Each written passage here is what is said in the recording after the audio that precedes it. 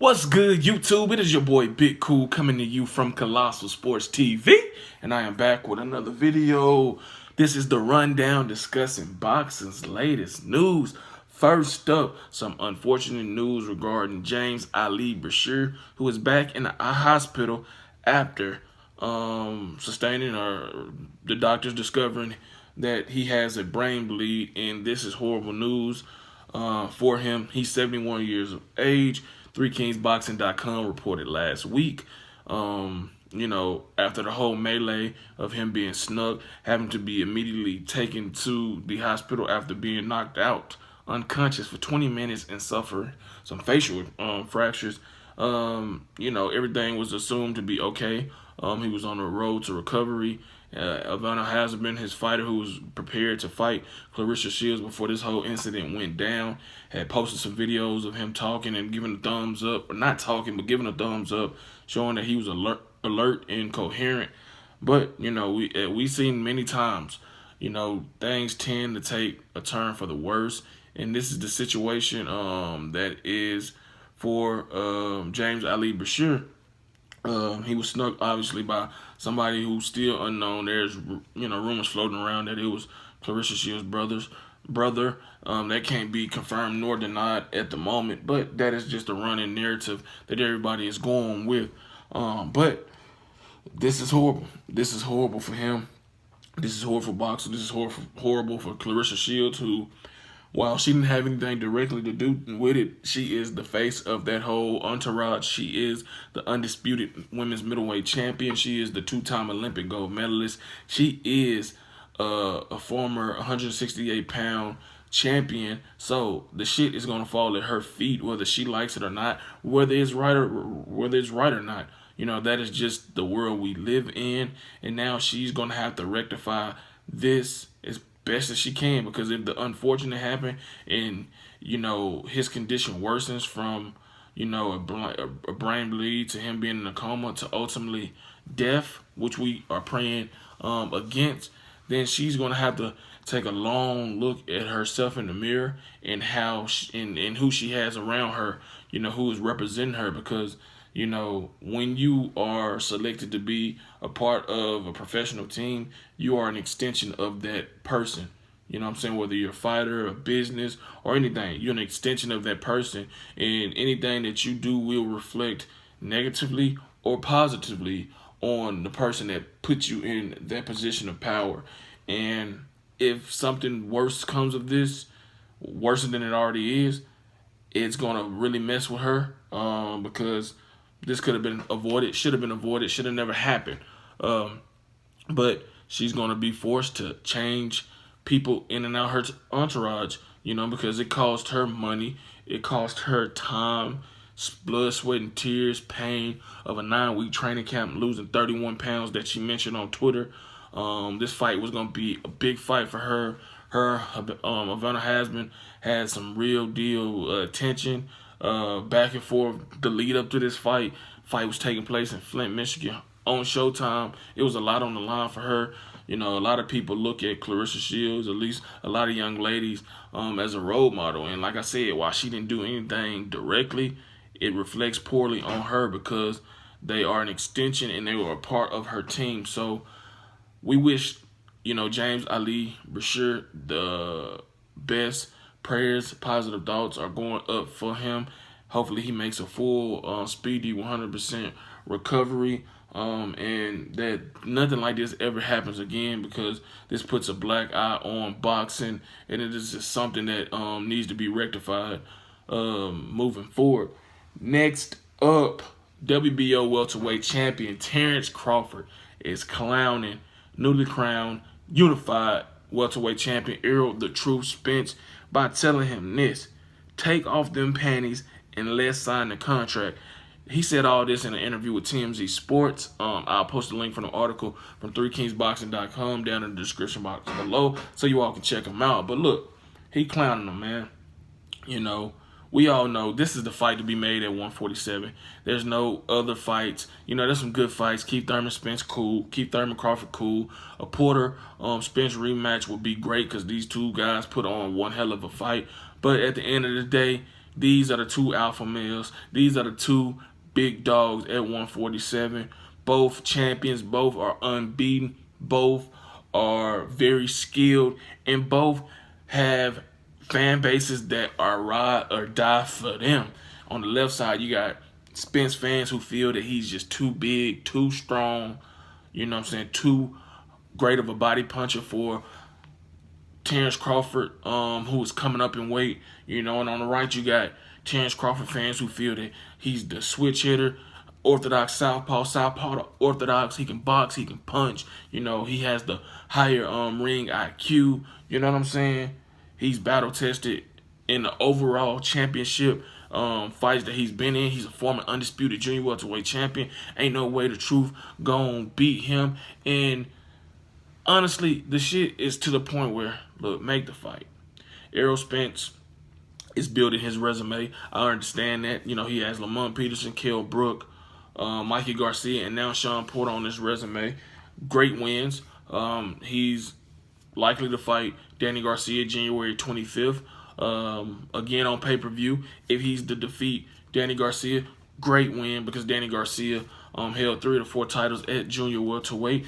Also held the WBC welterweight title before losing it to Keith Thurman back in 2017 in their unification bout. So look, I understand that Errol Spence is building his resume, building his legacy, but at some point in 2020, these two guys have to step in the ring with one another to prove who is ultimately the top dog at 147. Not the top 2 dogs, but the number 1. You know what I'm saying?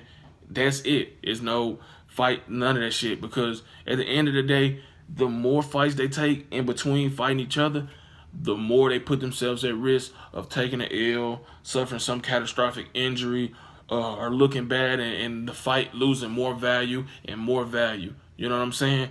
Right now, that's not the case. But you see what Sean Porter did to Errol Spence. You see how close that fight was.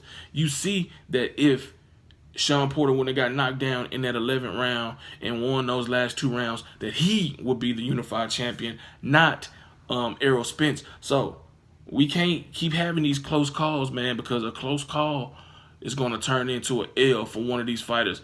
Well, gotta admit, Terrence Crawford hasn't had that that courtesy because of the lack of top guys to fight for him since he's aligned himself with Bob Arum, top rank. He fought Amir Khan, knocked him out. He fought Jose Benavidez, knocked him out. You know what I'm saying? He's fighting somebody, I forget his name, you know. So it's not, you know, it's dangerous for him per se in terms of just the top-notch competition as it is for Spence, but it's still dangerous because this is boxing, and all it takes is one punch to the head, to the chin, to the body, and your undefeated record or your big fight is down the drain. Anthony Joshua can, you know, attest to that. He got knocked down 4 times, get stopped in the 7th round against Andy Ruiz, and down the drain went a Deontay Wilder fight. Whether it was close to happening or not, the fact of the matter is both guys were building towards that fight. You know what I'm saying? And it just didn't come to fruition. And this is an example of, you know, you try to marinate it too long, this shit just spoils. Somebody drops it on the floor, germs and all that shit gets on it, and you have to throw it out and start the whole process over, which I'm pretty sure neither Errol Spence or Terrence Crawford or Al Haymon or Bob Arum would like to do that. They want to strike while the iron is hot. These guys are not Floyd Mayweather Jr. and Manny Pacquiao. You can't just say they fighting a tomato can and it's going to do 1 million buys. Their best bet is to roll the dice, fight in 2020 after their fight, their first fight in 2020, and then fight, and then hopefully for them, produce an epic fight like Sean Porter versus Errol Spence, and then catapult that into a rematch where you doubling and tripling the money and making, you know, up in the pay and everything for these guys to make even more money in a rematch. But look, this is boxing. Shit happens. Shit don't happen. We shall see how it plays out. But I do think they're gonna get it done sometime in 2020. If not, unfortunately, 2021. But I doubt that because I see Errol Spence growing out of the weight class. And in 2020. So I think 2020 we will see Errol Spence versus Terrence Crawford. Right now they just making us wait. Next topic. Tyrone Spong has been pulled from his fight with Oleksandr Usyk due to him failing a vital drug test. And this is a bummer for Usyk, who was supposed to make his debut, I think, September 25th.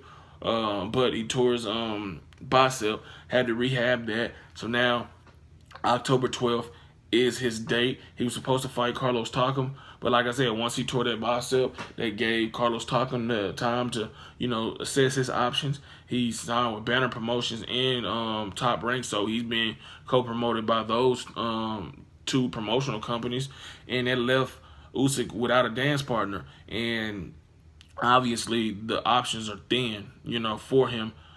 Some people just not gonna fight him. Joseph Parker was scheduled to fight Chisora, but he got bit by a spider. Alexander Povetkin just coming off a fight with Hughie Fury. Hughie Fury, nobody want to see his ass fight. Luis Ortiz fighting Deontay Wilder. Anthony Joshua, that wasn't gonna happen. He fighting Ruiz anyway. So it leaves you with very few options. And Spong was an intriguing option due to him being 14-0 with 13 knockouts. He's a former kickboxer star, and he has some intrigue. By the way, he's just shown that he can be a true puncher. Very muscular guy. But if you can't pass a drug test, you can't fight, man. Simple as that, and that's how it should be. It don't matter who the fighter is. It don't matter what the circumstances is. At this point, it is 2019. You and your team should be well aware of what you are putting in your body. There's no ifs and buts about it. There's no excuses. Your job is to take care of yourself in and out of the ring. You got to read the labels. You got to know what it is that you're putting in your body before you put it in, because these testing agencies, drug testing agencies have strict list of things that cannot be in your body, because they're trying to make the sport of boxing as transparent and as fair and even playing field as possible. And if these fighters aren't doing their part, then when they pop positive for something, suspend them and push them to the back of the line and give another fighter an opportunity who can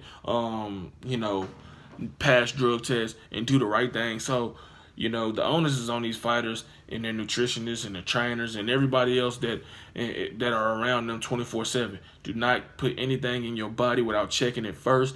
Just make sure it's not on the list of banned substances that the WBC, the WBA, the IBF, the WBO, the VADA, the UCOD, any other drug testing agency provide. Check those lists before you just put any what you think are protein, nutrients and medications in your body that's just simple, because you're not just a regular Joe. You're not working as a lawyer where you can take all this shit. You're a professional fighter in a combat sport. So fighters got to do their due diligence as well, not just on studying film, but you got to study what you're putting in your body, whether it's meat, veggies, or whatever. Medications is most important, when it comes to passing these drug tests, man.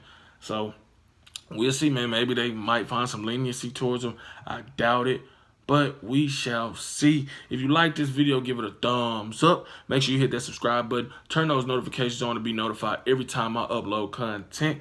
Make sure you hit that notification bell. Drop those comments in the comment section down below. Make sure you share these videos all over social media. Be sure to like the Three Kings Boxing Facebook page. Follow us on Twitter at 3 Kings Boxing, Instagram at 3 Kings Boxing. And check the website daily, man. We always dropping exclusive news, interviews, and everything, man.